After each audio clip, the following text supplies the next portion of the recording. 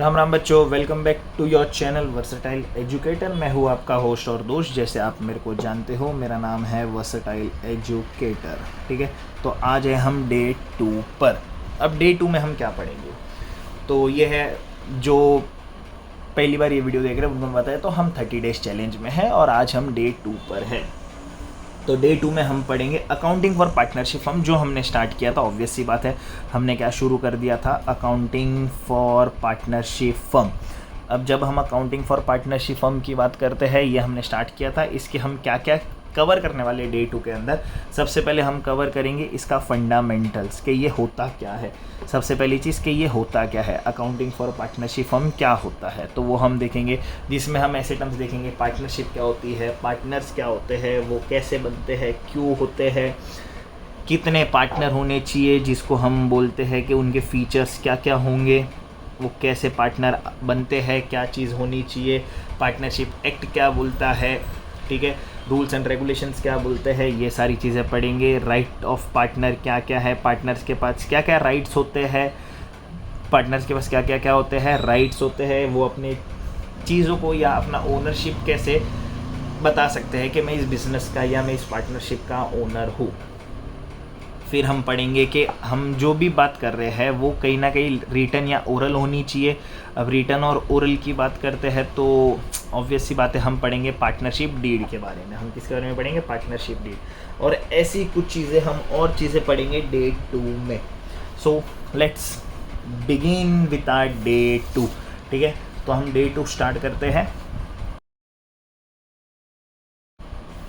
तो सबसे पहली चीज़ फंडामेंटल्स की जब हम बात करते हैं, फंडामेंटल्स में क्या क्या होता है। फंडामेंटल्स में सबसे पहले हम देखेंगे कि भाई ये पार्टनर्स और पार्टनरशिप होते क्या क्या है।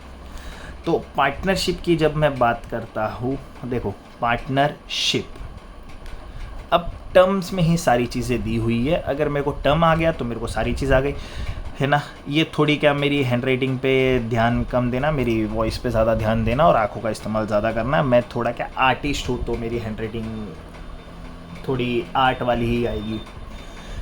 पार्टनरशिप, अब पार्टनरशिप की बात करते हैं तो इंडियन पार्टनरशिप एक्ट जो है अपना, इंडियन पार्टनरशिप एक्ट 1932, वो पार्टनरशिप को कैसे डिफाइन करता है। अब उसका भी सेक्शन 4 बोल रहा है। क्या बोल रहा है सेक्शन 4, कि इंडियन पार्टनरशिप एक्ट 1932 का सेक्शन 4 बोलता है, partnership is the relation between person who have agreed to share the profit of a business carried on by all और any of them acting for all. ये partnership act 1932 का section 4 बोलता है। Indian Partnership act 1932 का section 4 क्या बोलता है कि पार्टनरशिप क्या है, एक रिलेशन है। किसके बीच का रिलेशन है, उन पर्सन्स के बीच में रिलेशन है जो अपनी इच्छा अनुसार साथ में आए हैं। ठीक है, उन पर्सन्स के बीच का क्या है, रिलेशन है, जो अपनी इच्छा अनुसार क्या आए, साथ में आए। क्या एग्री कर रहे हैं कि हम उस बिजनेस का, उस फर्म का प्रॉफिट या लॉस बांटेंगे। प्रॉफिट या लॉस क्या करेंगे, बांटेंगे। तो ये बोलता है इंडियन पार्टनरशिप एक्ट 1932 सेक्शन 4। तो ऑब्वियस सी बात है ना, यही तो बात हो गई कि कोई भी दो लोग या दो से ज़्यादा, टू और more than two people, two और more than two people come together for a specific goal. अब स्पेसिफिक गोल की बात करोगे, मान लो कि मैं और मेरा फ्रेंड हम साथ में आए एक बिज़नेस स्टार्ट करने के लिए। जब हम वो बिज़नेस स्टार्ट करने के लिए साथ में आए तो ऑब्वियस सी बात है, मैं कुछ लेके आऊँगा, वो कुछ लेके आएगा। अब ज़रूरी नहीं है कि पार्टनरशिप फॉर्म करने के लिए दोनों पार्टनरों को पैसा ही लाना पड़े, तो ये भी ज़रूरी नहीं है। पार्टनरशिप आप कैसे ला सकते हो, आप अपना स्किल्स बता के भी पार्टनरशिप में एंटर हो सकते हो या पार्टनर्स बन सकते हो।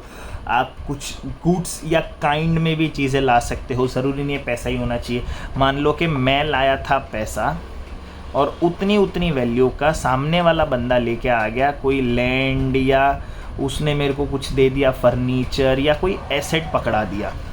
ठीक है, तो क्या ये पार्टनरशिप होगी, हाँ ये भी पार्टनरशिप होगी, क्योंकि वो एक कॉमन पर्पस के लिए साथ में आ रहे हैं, एक कॉमन गोल के लिए साथ में आ रहे हैं। इसको हम बोलते हैं पार्टनरशिप। तो चलो ये तो हो गया कि या तो एक बंदा उनके बिहाफ पे काम करेगा और या तो सारे बंदे मिलके वो काम करेंगे। अब पार्टनरशिप में अपने बिजनेस स्टडीज़ में या ओसी में, स्टेट बोर्ड वाले ओसी में या सीबीएसई वाले बिजनेस स्टडीज़ में पढ़ते हैं कि जब हम पार्टनर्स की बात करते हैं तो पार्टनर कौन होते हैं?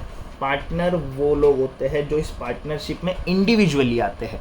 जैसे एक इंडिविजुअल की मैं बात करूँ तो ये पार्टनरशिप तो है, देखो ये दो लोग आए बिजनेस स्टार्ट करने के लिए, तो ये पार्टनरशिप तो है।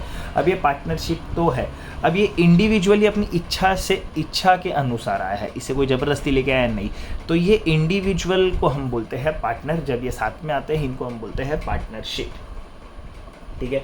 अब अगर ये कलेक्टिवली काम करे तो उसको हम बोलते हैं फर्म। क्या बोलते हैं? फर्म। अगर ये किसी बिजनेस के अंडर काम करे उसको बोलते हैं हम फर्म ही बोलते हैं बेसिकली। अगर ये बिजनेस के अंडर काम करेंगे, पूरे बिजनेस ने इन्होंने डेवलप कर दिया, इसको बोलते हैं पार्टनरशिप फर्म। ये हो गए पार्टनर, इनको बोलते हैं पार्टनरशिप, ठीक है। इनको क्या बोलते हैं हम? पार्टनरशिप। तो ये है कुछ पार्टनरशिप के बारे में और पार्टनर्स के बारे में। हाँ, अब बिजनेस स्टडीज़ जो हमने इंडियन पार्टनरशिप 1932 सेक्शन 4 में देखा कि कैरिड ऑल ऑन या acting for all any of them, है ना, ऐसा हमने देखा ना कि कैरिड ऑन बाय ऑल और any of them acting for all. इसका मतलब होता है कि या तो वो एक बंदा सबके बिहाफ पे उस पार्टनरशिप में है, काम करेगा, या सब मिलके काम करेंगे। डन। अब पार्टनर्स में क्या होता है कि अगर भाई मैं लॉ के हिसाब से जाऊँ या लीगल पॉइंट ऑफ व्यू देखूँ अगर मैं इस पार्टनरशिप के अंदर या पार्टनरशिप फर्म्स में या ऐसे बिजनेसेस में, तो इसमें इनका प्राइवेट प्रॉपर्टी और बिजनेस प्रॉपर्टी में भेदभाव नहीं होता। मतलब ये अलग नहीं है। मान लो कल उठ के भगवान ना करे कि इनके बिजनेस पे कोई ऐसी आपदा या विपदा आ गई जिसमें इनको बिजनेस बंद करना पड़ा और लाइबिलिटी नहीं चुका पा रहे हैं थर्ड पार्टी का पैसा, तो ये अपनी प्राइवेट प्रॉपर्टी बेच के भी चीज़ें चुकाते हैं। अब ये पार्टनर के साथ गलत नहीं हो गया? हो तो गया, ऑब्वियस सी बात है। तो ठीक है, ये थोड़ा अपग्रेडेड वर्जन है। किसका अपग्रेडेड वर्जन है? सोल प्रोप्राइटर का। सोल प्रोप्राइटर में कुछ लिमिटेशंस थे, तभी तो पार्टनरशिप आई। पार्टनरशिप में कुछ लिमिटेशंस दिखे तो कंपनीज आई। कंपनीज में भी कुछ दिखा होगा तो और उसमें टाइप्स निकले कि क्या करना चाहिए, क्यों करना चाहिए। तो अगर पिछले कुछ रिसर्च में या पिछले कुछ पार्ट में कुछ लिमिटेशंस थी तो अगले स्टेज में उसका अपग्रेडेशंस आ गया, ठीक है। तो ये थी कुछ चीज़ें। अब नेचर की बात करूँ, लीगल पॉइंट ऑफ व्यू से बात करता हूँ तो प्राइवेट प्रॉपर्टी और बिजनेस प्रॉपर्टी में इनमें भेदभाव नहीं है, क्योंकि ये बिजनेस को और पार्टनर को, क्योंकि पार्टनर और बिजनेस को ये एक सेपरेट लीगल एंटिटी नहीं मानता। कौन नहीं मानता? इंडियन पार्टनरशिप लीगल वे में तो इसको ये अलग नहीं मानता। If firm is unable to repay its liability then obvious सी बात है they have to sell their private property and या अपने पर्सनल एसेट्स में भी पर्सनल एसेट्स बेच के भी उनको वो फर्म की चीज़ें तो ख़त्म करनी पड़ेगी, फर्म की लाइबिलिटी तो ख़त्म करनी ही पड़ेगी, ठीक है। अब जब इतनी चीज़ें एग्री होती है तो आपको क्या लगता है कि क्या होना चाहिए? ठीक है, एसेंशियल फीचर्स क्या क्या होने चाहिए इसके पार्टनरशिप के? जब एसेंशियल फीचर्स की जब हम बात करते हैं या कैरेक्टरिस्टिक्स की हम बात करते हैं तो हम कैसे उसको पार्टनरशिप बोलेंगे? सबसे पहला कि हम उसको फीचर्स के हिसाब से कैसे देखते हैं, ठीक है। हम फीचर्स की अगर मैं बात करूँ पार्टनरशिप की, तो फीचर्स में क्या होता है? सबसे पहला या तो 2 या 2 से ज़्यादा बंदे होने चाहिए, ज़रूरी नहीं है बंदे कोई भी हो सकता है, ठीक है। 2 या 2 से ज़्यादा लोग होने चाहिए। जब हम 2 और 2 से ज़्यादा लोग की बात करते हैं तो वो होते हैं पार्टनरशिप, ठीक है। वो क्या होता है? पार्टनरशिप। अब as per Indian Contract Act 1872 हर वो बंदा उस कॉन्ट्रैक्ट में, उस पार्टनरशिप में आ सकता है। हर कोई बंदा आ सकता है एक्सेप्ट कौन? एक वो बंदा जो अनसाउंड माइंड है। क्या है? अनसाउंड माइंड देखो बोलना नीचे, पर ऐसा बंदा जो पागल है वो पार्टनरशिप में नहीं आ सकता, जिसको हम बोलते हैं अनसाउंड माइंड। एक तो वो नहीं आ सकता। दूसरा चीज़, उसको लॉ ने डिसक्वालीफाई किया हुआ है कि भाई ये पार्टनर बनने के लायक ही नहीं है। अब ऐसे बहुत सिनेरियोज होते हैं कि ये पार्टनर बनने के लिए देश से गद्दारी या ये सारी चीज़ें भी होती है जिसमें बाय लॉ एंटर करता है और लॉ या कोर्ट बोल देता है कि ये लायक ही नहीं है पार्टनरशिप में आने के लिए या बिजनेस करने के लिए। तो except as per Indian Contract Act 1872 ये लोग पार्टनरशिप में एंटर नहीं हो सकते। अब कॉन्ट्रैक्ट कहाँ से आया यार? देखो, जहाँ पे भी लोग इन्वॉल्व होते हैं वहाँ पे ऑब्वियस सी बात है कि हमें एक एग्रीमेंट बनाना पड़ता है, नहीं तो हमें कैसे पता चलेगा कि ये पार्टनर है और ये चीज़ें लेगा, इसके राइट्स ये होंगे, इसके वो होंगे। क्योंकि आज मैं कुछ बोल दूँ अब है तो है, हो तो ह्यूमन ही, कल कुछ और बोलूँ, परसों कुछ और बोलूँ, फिर कुछ और बोलूँ, फिर कुछ और बोलूँ, ऐसे तो चीज़ें चेंज होती जाएगी। तो अब बनता है एग्रीमेंट। एग्रीमेंट की जब हम बात करते हैं तो एग्रीमेंट या तो रिटन एग्रीमेंट बनेगा, ऑब्वियस सी बात है, या तो रिटन एग्रीमेंट बनेगा या ओरल एग्रीमेंट बनता है। अब ये तो फिर भी बात करें अपन कलयुग में है, ये तो कोई त्रेता वेता युग भी नहीं है कि मेरी बातें पत्थर की लकीर हो गई, पत्थर टूट क्या बोलते हैं, हाँ, पत्थर टूट जाए पर लकीर ना मिटे, ऐसा तो नहीं है। तो जब हम देखते हैं कि भाई ह्यूमन से कलयुग भी है, तो it's better to go with an written agreement, ताकि एक प्रूफ रहे ना हमारे पास। कल अगर एक दूसरे को धोखा देने की अगर मन में मंशा भी पैदा हो जाए, उत्पन्न, या वो बीज पैदा हो जाए, तो यार दूसरे के लिए कम से कम एडवांटेज डिसएडवांटेज तो हो इस चीज़ को लेके, तो होता है वो एग्रीमेंट। ठीक है, एक रिटन एग्रीमेंट बना लेते हैं। रिटन एग्रीमेंट में हम सारी चीज़ें बता देंगे पार्टनरशिप शुरू होने से पहले, कि क्या, क्यों, कैसे और कितनी कितनी चीज़ें होनी चाहिए। जब हम इतनी चीज़ें बताते हैं तो वो हम सारी चीज़ें लिख लेते हैं एग्रीमेंट के अंदर, और उस एग्रीमेंट को हम अकाउंटिंग टर्म में बोलते हैं पार्टनरशिप डीड। क्या बोलते हैं? Partnership deed. ठीक है, वो डीड होता है, एक रिटन एग्रीमेंट होता है पार्टनरों के बीच में कि भाई ये चीज़ें हैं, ये मेरी चीज़, ये तेरी चीज़, ये मैं लाया था, ये तू लाया था, हम इतना प्रॉफिट बांटेंगे, हम इतना ये करेंगे, मैंने इतना कैपिटल लाया था, ये एसेट्स मेरे है, वो लाइबिलिटी मेरी होगी। इन सारी चीज़ों का पार्टनरशिप डीड में बहुत अच्छे तरीके से विस्तार पूर्वक उल्लेख होता है, मतलब बहुत एकदम डीपली इन सारी चीज़ों का उस एग्रीमेंट के अंदर एक्सप्लेनेशन होता है।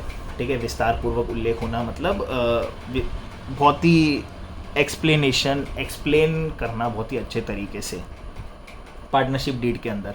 अब तो क्या पार्टनर सिर्फ बड़े लोग ही बन सकते हैं? नहीं, a minor can also be a partner. Yes, a minor can also be a partner. A minor बोले तो कौन?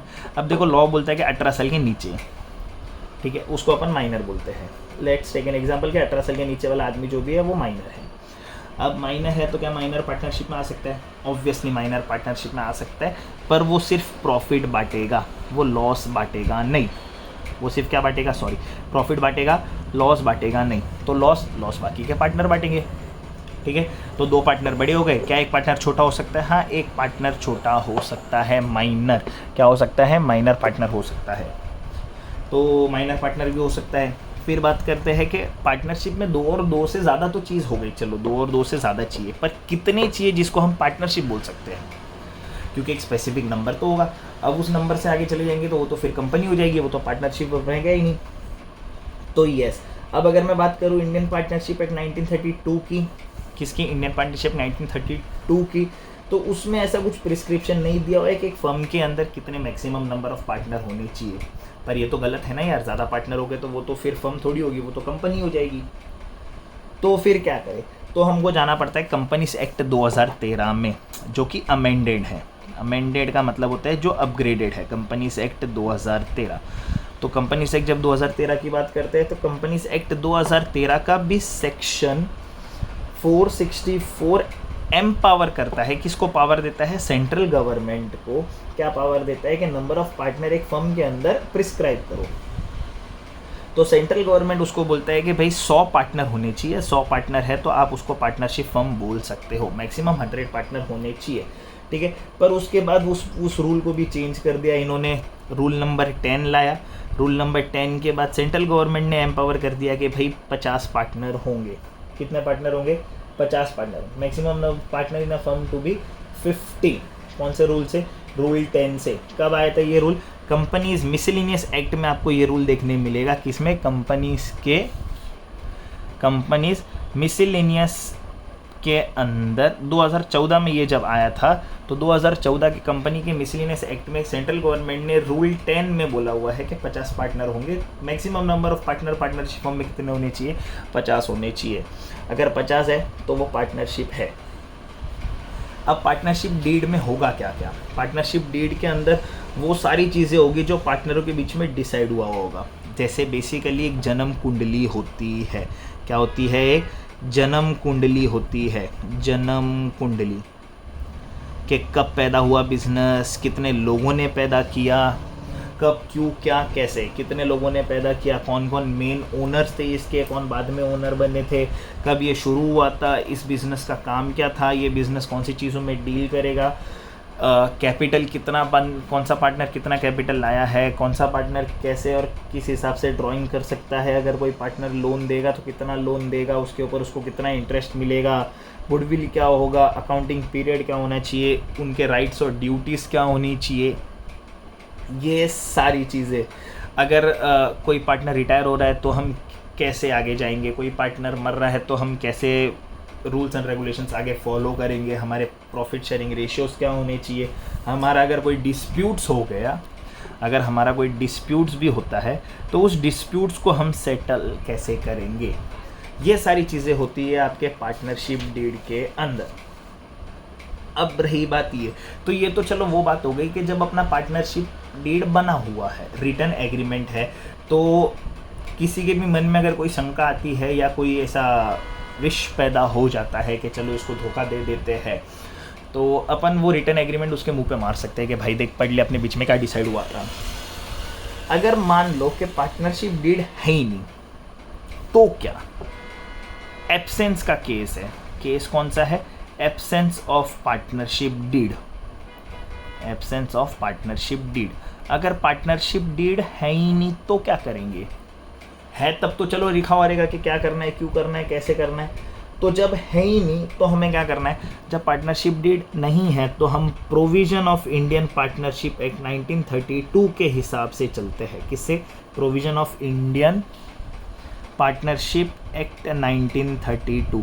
मतलब 1932 के इंडियन पार्टनरशिप एक्ट में कुछ प्रोविजंस बने हुए हैं in case of absence of partnership deed. अगर मान लो कभी पार्टनरशिप डीड नहीं भी है तो क्या क्या होगा? हाँ, तो बिजनेस, तो इसमें हमें कुछ चीज़ों का ध्यान रखना ज़रूरी है। क्या ओनरों को सैलरी मिलेगी?